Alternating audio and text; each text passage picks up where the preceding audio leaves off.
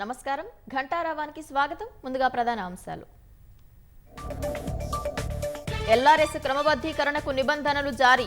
2020 August 26 కంటే ముందు registration చేసిన లేఅవుట్లకే అనుమతి. కేటీఆర్ కు రాష్ట్ర మహిళా కమిషన్ నోటీసులు. ఉచిత ప్రయాణం వ్యాఖ్యలపై వివరణ ఇవ్వాలని ఆదేశం.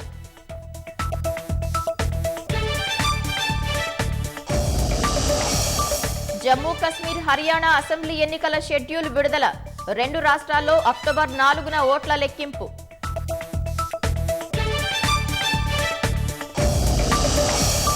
కోల్కతా ఘటనకు నిరసనగా సీఎం మమతా భారీ ర్యాలీ. నిందితుడికి ఆదివారం లోపు ఉరిశిక్ష వేయాలని డిమాండ్.